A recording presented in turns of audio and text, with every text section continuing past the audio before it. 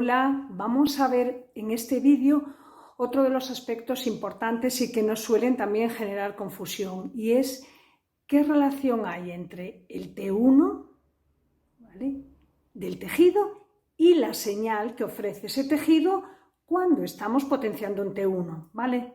¿Sí? O cuál es la relación entre el T2 y la señal que ofrece ese tejido, o cómo se ve ese tejido cuando estamos potenciando en T2. Fijaos que insisto en esto, es decir, cuando yo estoy potenciando en T1, el T2 de ese tejido me da igual, no va a tener ninguna influencia en cómo va a ser la señal, cómo se van a ver los tejidos, es decir, si se van a ver blancos, ¿vale?, sería hiperintensos, o negros sería hipointensos, o en las escalas intermedias. ¿Sí? Pues vamos a ello.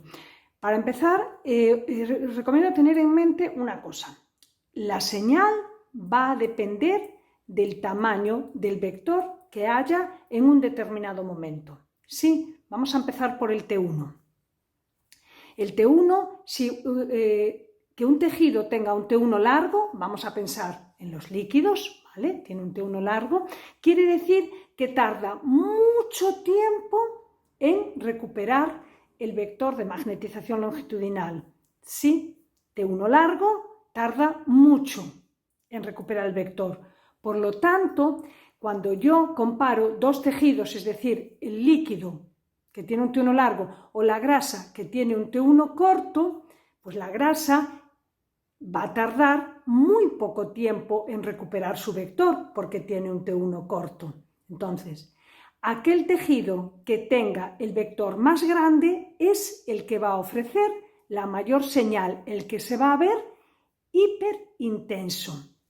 Entonces, vamos a pensar, ¿cómo se ven los líquidos cuando potencio en T1?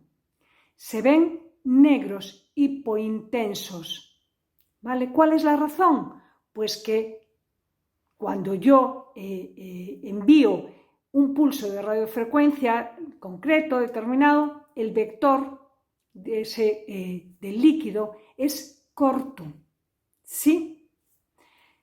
Insisto, tened en mente que se van a ver hiperintensos, más claros, más blancos, ¿vale?, aquellos tejidos que tengan el vector grande en un determinado momento.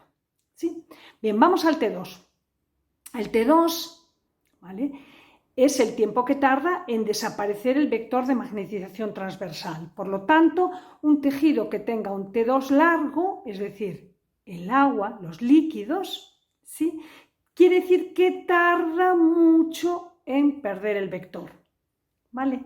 Y la grasa que tiene un T2 corto, ¿vale?, tarda muy poquito en perder el vector. Entonces, si pensáis en lo que yo os dije al principio, el que tiene mayor vector es el que emite mayor señal.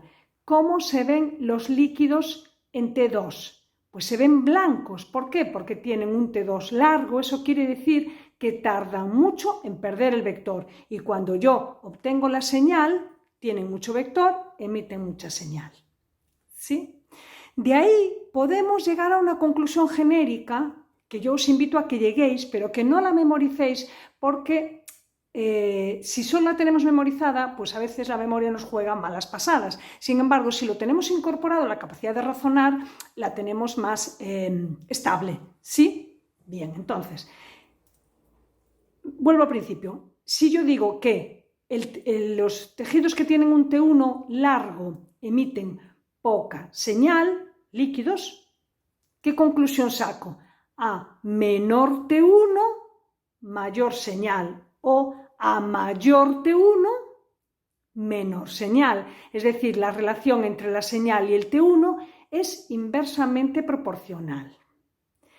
¿Qué pasa con el T2? Pues pasa lo contrario, porque el T2 es el tiempo que tarda en desaparecer. Por tanto, el que tarda mucho en perder ese vector, es decir, los líquidos, tarda mucho, ¿vale?, emite mucha señal. A mayor T1, mayor señal. Los líquidos, cuando estoy potenciando en T2, se ven blancos. Puedes volver a escuchar esto varias veces y hacer tú los esquemas. Eso te ayudará a entenderlo. Un abrazo.